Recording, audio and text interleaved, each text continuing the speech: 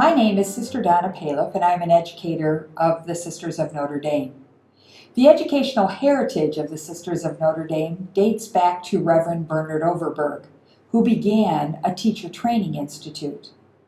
Our founding sisters were well educated in his renowned school and learned his methodology. Father Overberg's way of teaching developed from his desire to meet the needs of the students so all could learn. This was based on his own experience and difficulties as a child. Because of his Catholic upbringing and his vocation to the priesthood, his approach to education and all of his educational directives have God playing an integral part. So it is no surprise that the first of the four central principles of SND education is the centrality of a good and provident God. What does this mean? For those whose lives are faith-based, this is a fairly clear idea. God is central in our lives. God always loves us and wants good things for us. God will always care for and provide for us. God is awesome. These are things we have been taught from early on.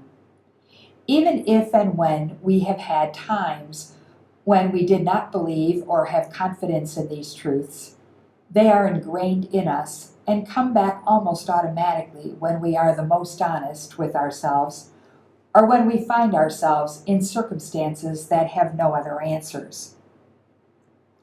As a teacher in a faith-based school setting, this principle, the centrality of a good and provident God, can also be expressed fairly easily.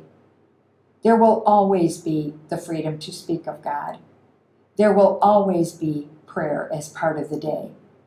There will always be symbols of faith. There will always be a deep respect for the vastness of knowledge and our ability to learn, to think, and to discover as something coming from God. There will always be activities to address the needs of all God's children, especially those less fortunate. In a faith-based school, there is a built-in motivation, and that motivation is always present by the very fact that all in the school community are part of a God and neighbor-oriented atmosphere. Being in a Catholic college with educational principles that are Catholic-based, this is what you too will receive. But you may not be faith-based yourself, or you most probably will not be teaching in a faith-based school. However, the core message of this principle can and needs to be part of any educator in any setting.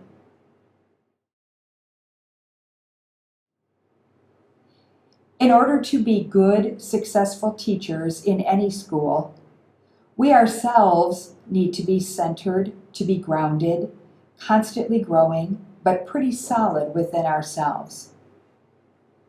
We ourselves need to cultivate that respect for knowledge, that excitement about learning, that inquisitive, critical thinking mind. We ourselves need to be aware of and responsive to the needs of our community and the world, and help our students to be responsive also, so they can be good people, good citizens, good neighbors. We need to be centered, grounded, consistent. One of the key things children, whatever age, need to find in us are adults who are stable and focused. They come to school to find a safe, supportive place, no matter what their living circumstances are. They may be dealing with actual physical poverty. They may have abuse or illness at home. They may have affluenza. They may have little love. As adults in their lives who are outsiders, we can provide an image of an adult who has it together. The accomplishment of graduating from college with direction in our lives, with the knowledge of how to be a professional person, how to engage a class, how to impart knowledge in an understandable way, is an example to them. This comes from being centered or grounded or self-possessed. Call it what you may. It is something we achieve through our own personal reflection or meditation or prayer. Personal quiet time. Maybe the time that is best comes early in our day or before going to bed. Maybe the ride to or from work is a chance to have quiet time with no music or conversation. But it is important and necessary to make the time. That sense of purpose in life will come across loud and clear through our demeanor. Who we are as educators is just as important as what we teach. Children come to school to find a place and teachers who will be consistent, the same, no matter the day, no matter what else is going on. The classroom is a place where they are suspended in time. They do not need to be dealing with whatever else is happening in their lives. Our consistent patterns in running the classroom, our consistent way of dealing with them, is a gift we provide for them. It does not mean we are not aware of their concerns. It does not mean we are not personable. But the students should not be worrying about their or our problems. There are things we can do to provide this consistency. Come on time and be prepared. Be ready to go the night before. Give enough time for getting to school. Be ready to start when the bell rings. Have a solid prepared lesson. That shows seriousness about learning. That shows respect for the students and their time. Winging it doesn't work. That is what they see in other places. Just getting through the day doesn't work either. Having a sense of where the class is headed allows us to answer questions thoughtfully and knowledgeably. Be realistic about the work expected of the students. Respect them and their time. School is not the only thing in the students' lives. They need family time and socializing activities. Also, be clear about expectations. When requirements and deadlines for an assignment keep changing, that sends a message. You will hear these things again and again in different contexts, but here we are focusing on them as helping us be centered and consistent. We need to be in awe of all there is to know. We need to be excited about learning and using good thinking skills. We come to teaching prepared in our subject matter, always needing to learn more, but prepared enough to convey the subject to the students. The vastness of knowledge in so many areas reflects the vastness of God, even though we may not be able to say that directly. But a wow goes a long way in conveying that awe. It may come after a difficult problem that the class works through together. As a math teacher, it was amazing and satisfying when together we worked through a complex equation covering the entire board and got a simple result like x equals 5. And it really was the correct answer.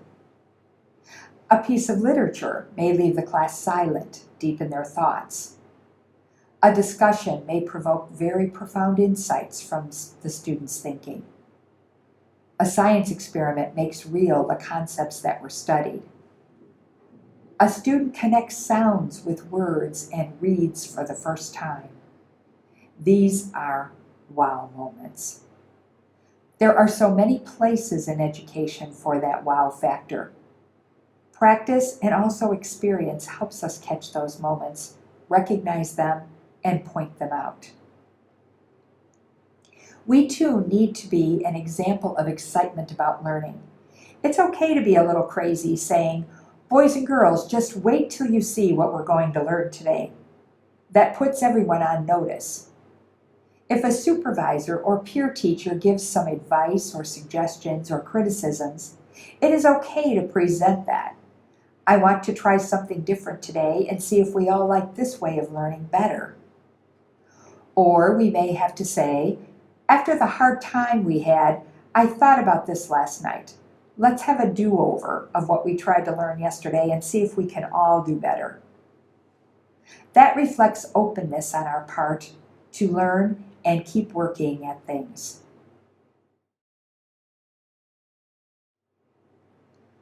We need to be aware of and responsive to the needs of our community and the world.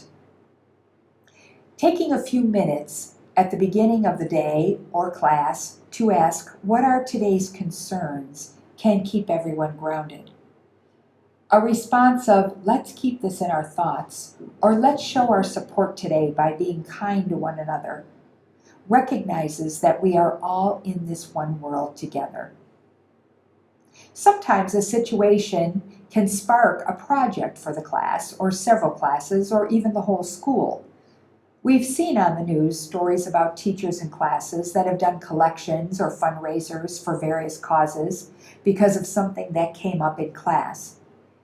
If you yourself are part of an organization that does service, or you are participating in a run for a cause, or you volunteer at a church or with a group like Kiwanis, those things provide an example to the students.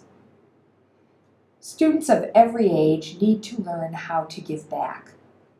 It may just start by learning how to share. Most have been recipients of everything in their lives so far. School is a place where they can start to give back and learn the skills that will carry them into adulthood. Students learn that the world is bigger than themselves.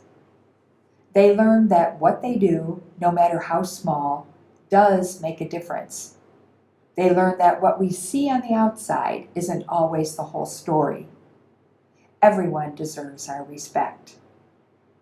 As I said earlier, in a faith-based situation, the motivation for helping and caring for others is a no-brainer.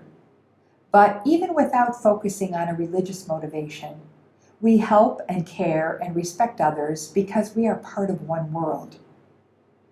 Right now, our world may be this small classroom, but the lessons learned there will mature as the students mature. They will grow into responsible citizens. So to pull all this back together, what does the centrality of a good and provident God mean for educators? It means that we are grounded and consistent in ourselves. It means we are constantly learning and in awe of the vastness of knowledge. It means we respect and care for others as world citizens.